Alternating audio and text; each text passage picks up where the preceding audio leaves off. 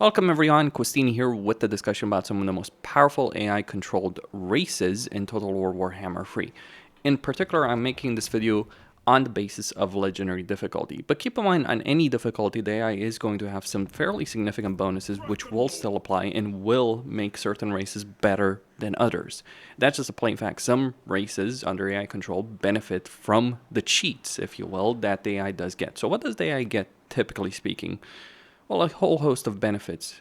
Most crucial ones are construction cost reductions, upkeep reductions, growth increase, replenishment increase, recruitment slots. Those are the things that matter the most. Also a reduction in attrition and a bunch of free experience, though certainly this has been toned down significantly compared to Warhammer 2. Like, it was fairly common in Warhammer 2 on Legendary for the AI to get silver ranked units in like 20 turns or so. That will not quite happen in Warhammer 3. The AI cheats have been toned down.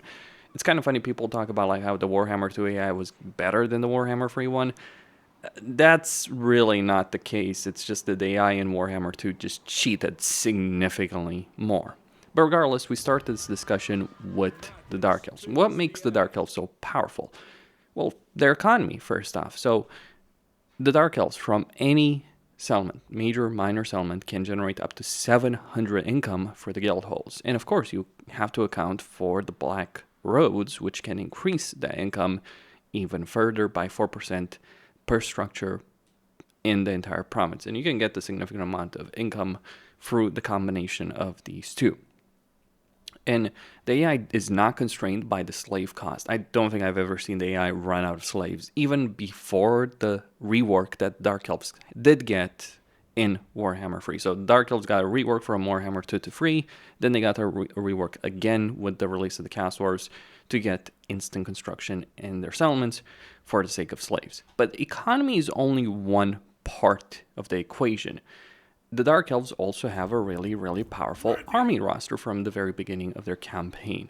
From any barracks, they can recruit Dark Shards and Bleak Swords, which are certainly decent enough melee units. From any settlement, they can recruit Red Spears, which obviously lack damage dealing capability, but they're a decently armored, Silver Shield, melee infantry unit that can hold the line quite well. From tier 2, they can get Dark Shards with shields, which are pretty damn powerful range units. Like, it's the same unit, just with the Silver Shield, which obviously confers to them a significant amount of damage reduction against, say, the High Elves, who have greater range. They are quite capable of doing a significant amount of damage. On top of that, they also get the army ability of the Dark Conduit and various other benefits that they do have in their campaign. Furthermore, while the AI is certainly not capable of utilizing it to its full extent, because the AI does use heroes rather poorly, one of the significant benefits that the AI does get, the Dark Elves get, is that they have a huge amount of hero capacity. So with the exception of sorceresses, you can increase hero capacity for every Dark Elf hero, unless you're playing Morathi, but increase hero capacity by 1 for Death Hags, Canine Assassins, and Masters. You only need a tier 2 settlement to increase hero capacity for Masters, so you'll be dealing with a lot of heroes as well.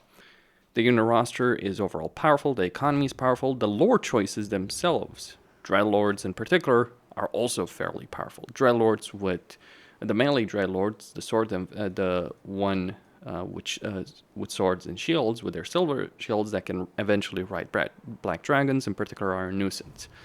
The only downside with heroes is that they do require a tier 3 settlement, provincial capital, in order to increase their caster capacity. But their magic, the magic that they do have in a campaign, is certainly very powerful as well. Like, if we look at the Supreme Sorcerers, you get Beasts, you get Shadows, you get Death, you get Dark Magic, and you get Lore of Fire. Dark Magic and Shadows in particular are insanely powerful in a campaign.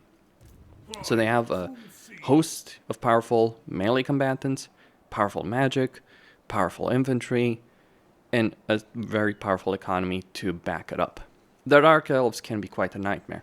Now, you might ask, why are the Dark Elves not higher on this list? Well, there's one very specific reason behind that, and that's the lack of global recruitment. So Dark Elves can't use global recruitment. They have Black Arc recruitment instead.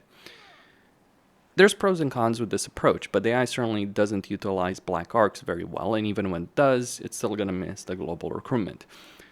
The thing about lacking global recruitment is I'm sure everyone who's played against Dark Elves has met their massed armies of Dread Spears in a campaign at one point or another. But that's because the AI is locally recruiting, they don't have access to global recruitment, and the way they move might put them out of range of a Black Arc. In fact, more often than not, it does. While Black Arcs obviously give you Black Arc Corsairs from Tier 1, which are really solid melee infantry units with a good amount of armor and anti-infantry, the problem is you do need the Black Arc to recruit these guys at Tier 1. Having a Tier 3 unit that you can recruit with a huge amount of that you can recruit fairly often from Tier 1 is significant power, if used. The problem is the AI is just really poor with it, and that's one of the main reasons they end up falling behind.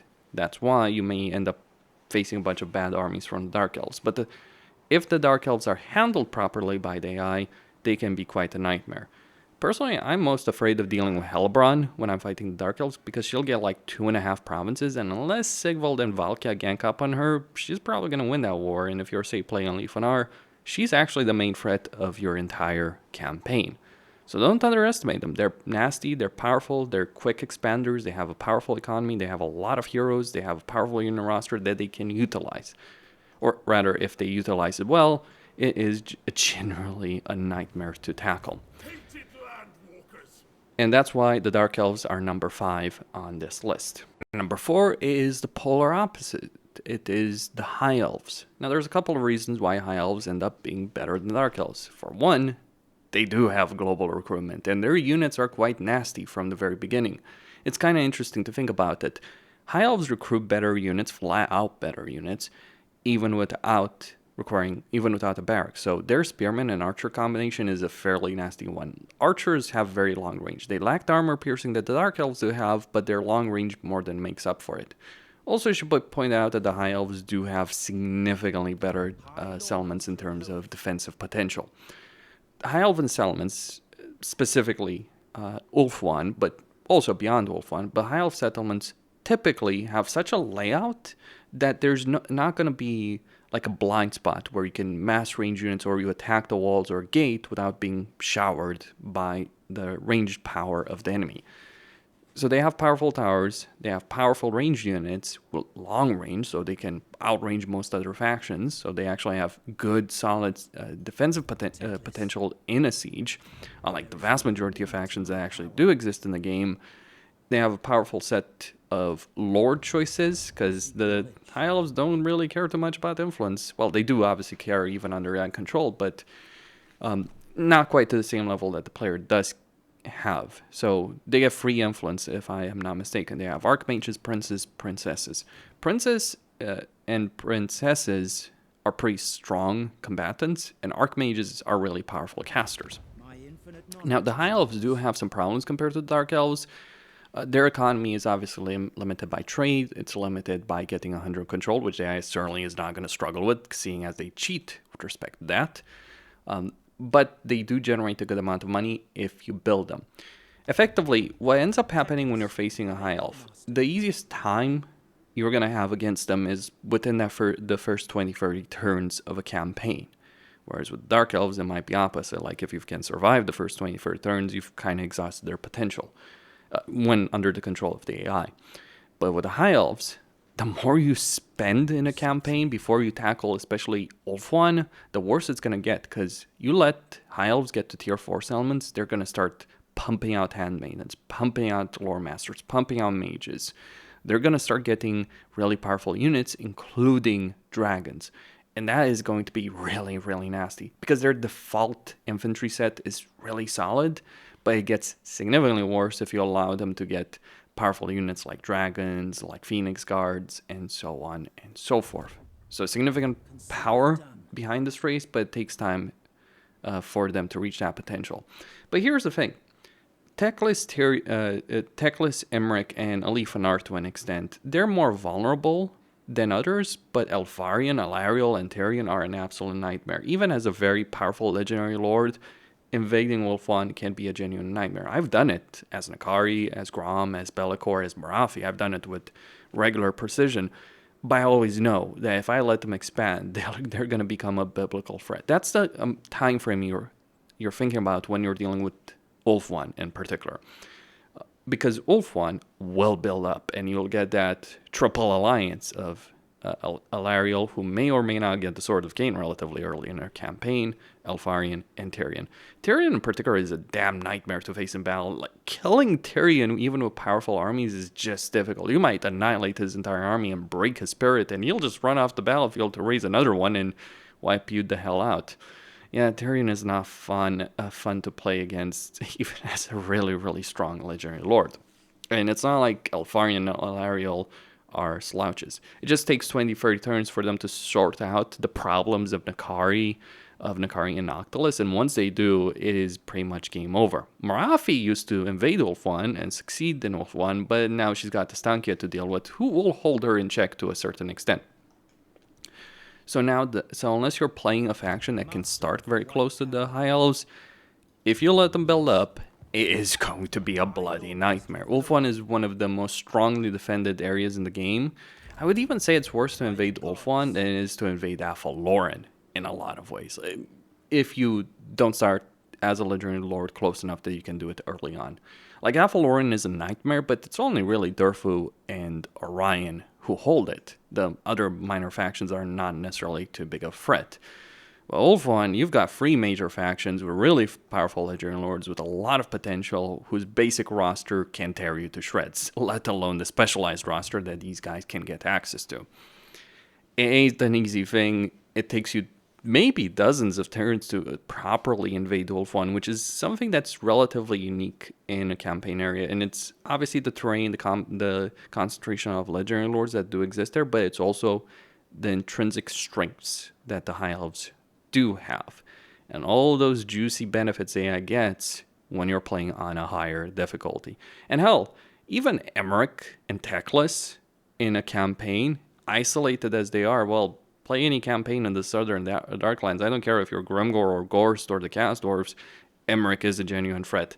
In fact, Emeric might just end up being unkillable or close to unkillable at one point. Like, if Emeric gets his dragon, who is kind of GG trying to deal with him, he's usually a lesser threat than Grimgor, because Grimgor is Grimgor, suffice to say. And number 3, it is the Skaven. Oh yes, the Rat Boys are, well, let's just say that there's few things I actually fear in a campaign. Dark Elves and High Elves, oh, they're a problem, especially if you let them grow out of proportion. But Skaven, even from turn 1 in a campaign, are a genuine nightmare. Skaven slaves and clan rats are pathetic units. AI doesn't care. They'll mass 6 armies of clan rats and Skaven slaves to throw against you. And 6 armies is a lot of Skaven to kill, suffice to say.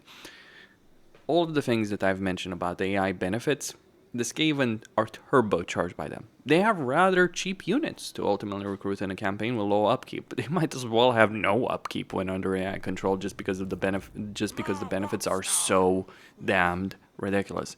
And here's the thing.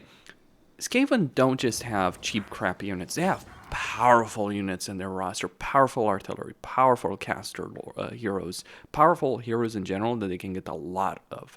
So chieftains tier 2, assassins tier 2, packmasters tier 3, and warlock engineers at tier 5. So you may not think there are a lot of those warlock engineers, but even one of them is generally enough to ruin your day. Their lore choices are pretty solid. Master Assassins, giving them a juicy, solid ambush benefit. Warlock Masters to help buff the weapon teams. Warlord to buff those Skaven slaves and clan rats even more. And Greyseer as a general purpose. Actually, Greyseers are a genuine freaking annoyance when you're dealing against the Skaven, because the AI will just recruit a bunch of Greyseer lords. And do you know what those Greyseer lords will do? They'll just run around the battlefield, being hard to get because you're dealing with a swarm of dozens and dozens of Skaven units in battle, and they'll just start casting Warp Lightning continuously on your army. They won't do anything else, but they'll start shattering your units, your carefully arranged formation that's cluttered up, because you're dealing with swarms of rats. What's even worse is every Skaven army has the stock stats. So every time a Skaven attacks, they have a chance to ambush you. And the Skaven have plenty of ways to increase that ambush success chance, in particular someone like Deathmaster Snitch. And if that's not bad enough, oh no, that is not the end of it. the menace from below, for instance, to deal with. That's a problem. Just among many problems, the undercities that the Skaven can have that can also ruin your day potentially if you're not controlling that.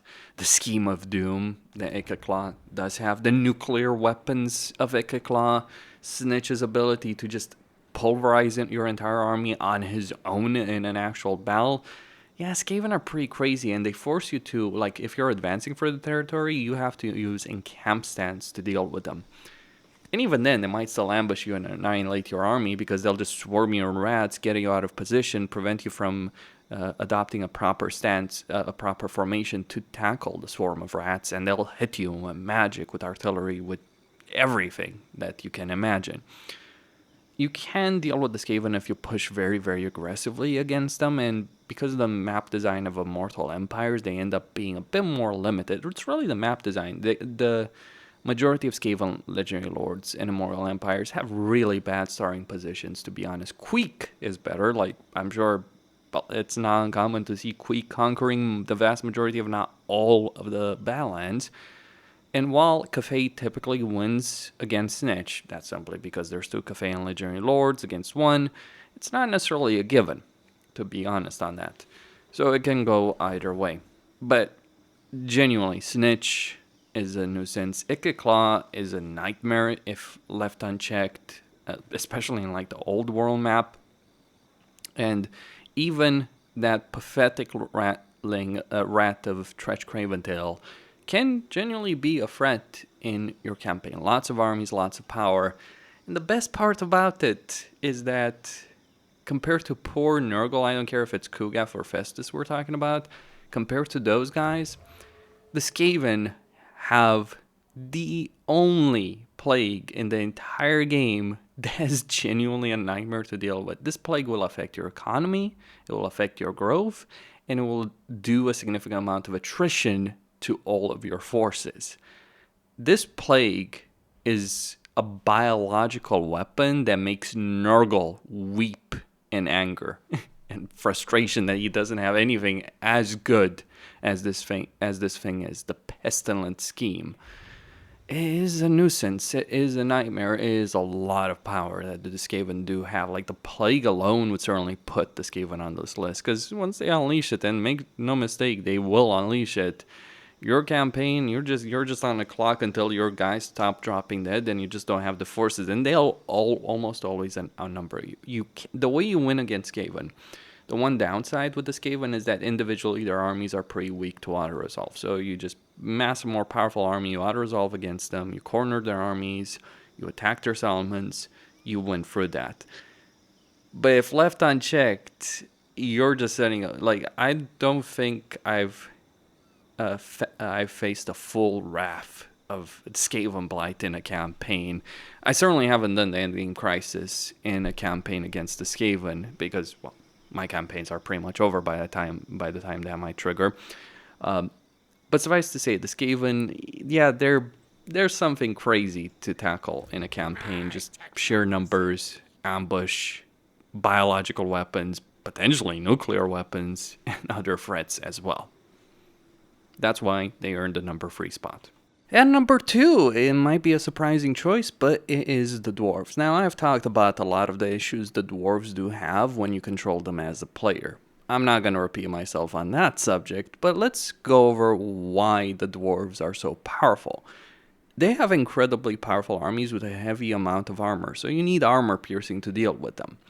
Now, usually when you control them, there's only so many armies of Dwarves you have because of the limitations of their economy, because it's a good economy, but it's not catching up to the expenses that the Dwarves are going to incur to maintain their forces.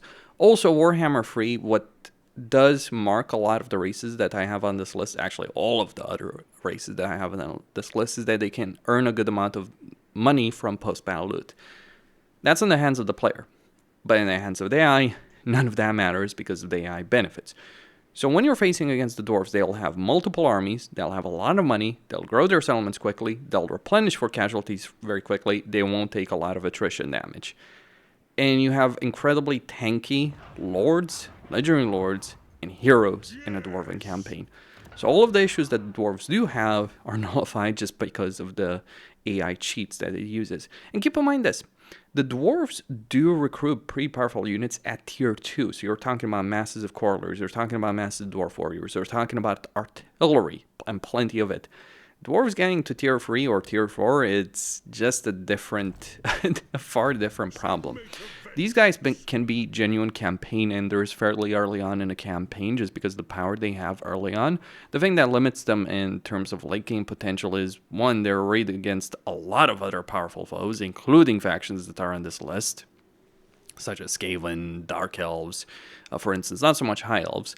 Also Greenskins, yeah, the Greenskins are one of the limiting factor for the Dwarves. But if the Dwarves end up on top and end up securing a amount of territory, good luck dislodging them from that territory because you're not going to do so very easily. The problem early on is that they have a lot of power in their initial armies early on. The problem later on, you let them build a lot of territories where they can recruit a lot more units, a lot more armies, a lot more lords. It ends up being a fairly substantial issue if you let the dwarves win that situation.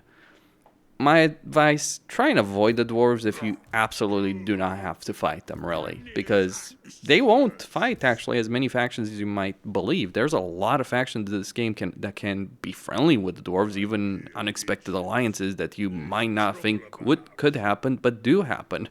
It's kind of funny playing like Vlad von Karstein. Like, Vlad would win against the dwarves, but it certainly wouldn't that be a cakewalk. Like, Ungrim might seem like a joke in the hands of the player, but he sure as hell is not in the hands of the AI.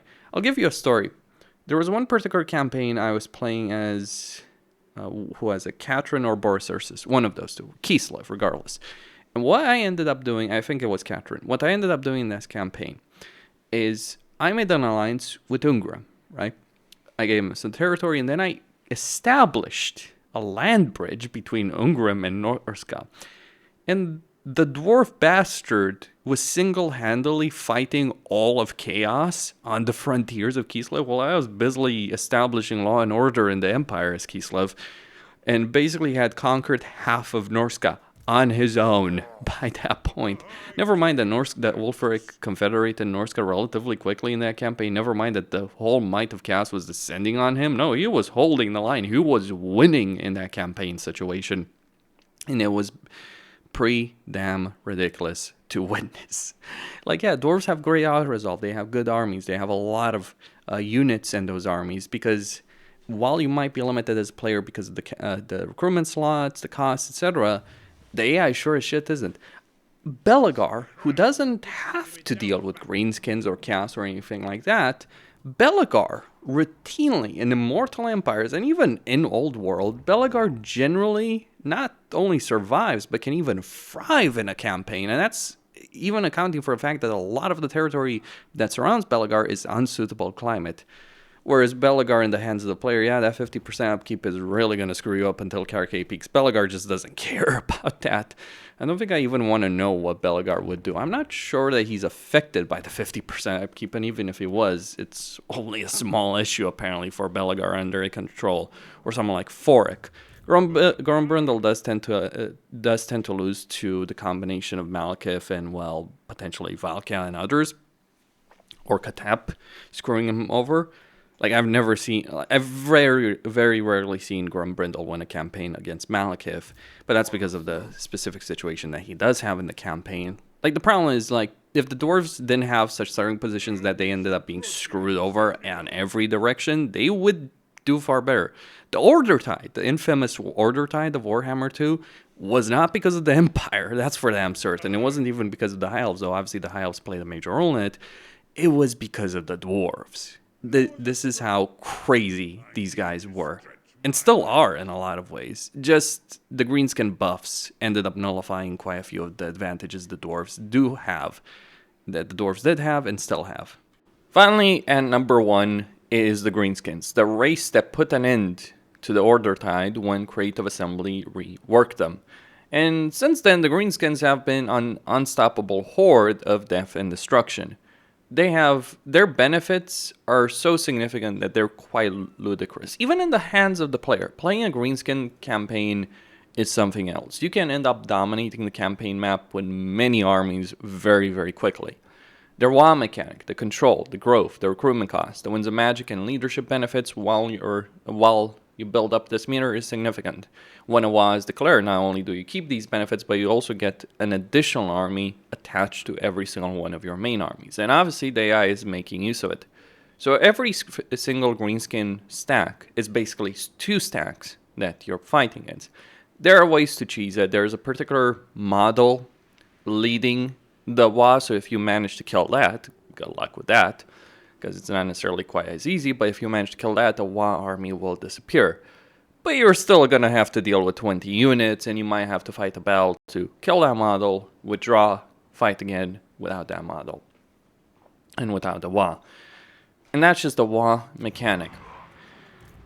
A lot of their units they have are cheap and effective, so the AI can mass them in large numbers. Their research is pretty powerful, giving a significant amount of benefits from very early on to goblins.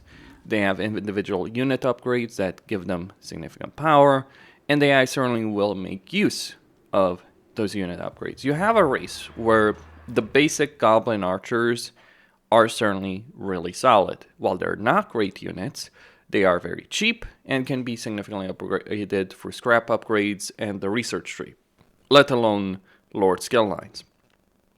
Then at tier 2, you have nasty skulkers to contend with, and even orc archer boys. Tier 3, you start dealing with big guns and night goblins, and if you let the greenskins get to tier 4, and they grow very quickly, you will start dealing with black orcs. Then there's things like stone trolls to contend with in a campaign, for instance, and well, even potentially rogue idols to also deal with that can pose a significant amount of challenge. Their lore choices aren't anything special, but their hero choices absolutely are. Black Orc big bosses, shamans, giant river troll hags, and to a lesser extent goblin big bosses are all really powerful hero choices.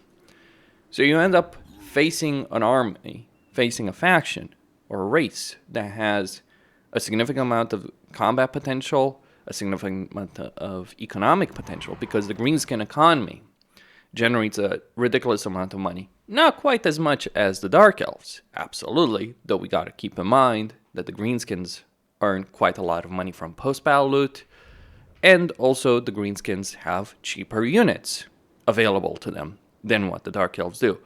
So the economic potential available to the greenskins, especially if they're fighting and winning, is immeasurable compared to many other factions. The sheer amount of post-battle loot ancillaries and sacking ancillaries and effects, raiding stashes, including among them, is obviously quite absurd. It is the greenskins that hold the dwarves in check. It is the greenskins that end up fighting in even unfavorable exchanges, fighting and being able to win.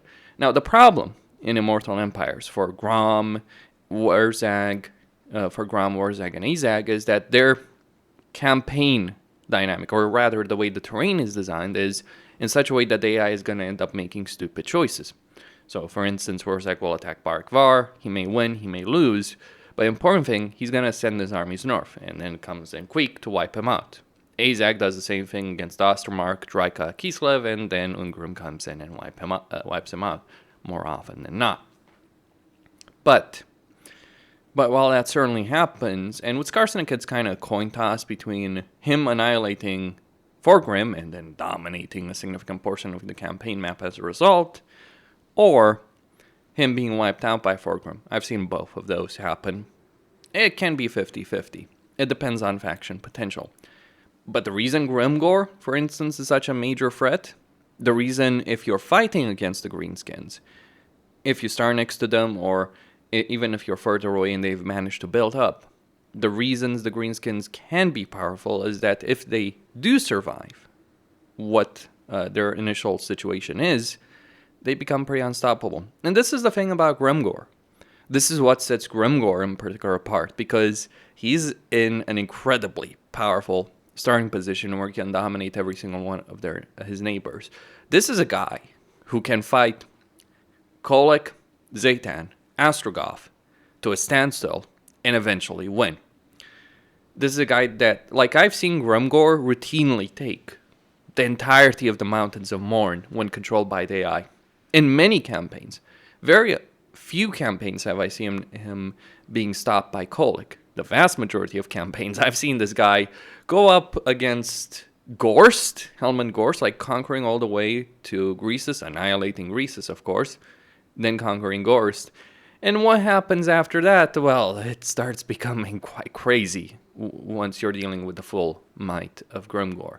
Now, if the AI was better at using a dozen armies at once, which it isn't in general, the AI isn't great at doing so, Grumgor would be nigh on unstoppable at that point. But that's the problem. The AI isn't capable of really managing a vast empire of that nature. Not effectively, at any rate.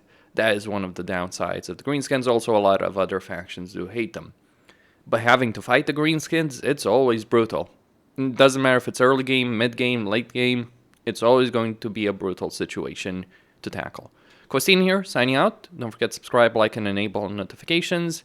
I could also mention the vampire counts, though honestly I consider the vampire counts more of a frustration rather than an actual challenge in a lot of ways. Yeah, the replenishment is annoying after the battle. Well, Vlad is certainly a challenge, but that's a particular legendary lord, whereas with the Greenskins, well, play a foreground campaign and go up against Skarsnik and Warzag, you'll understand what I'm talking about.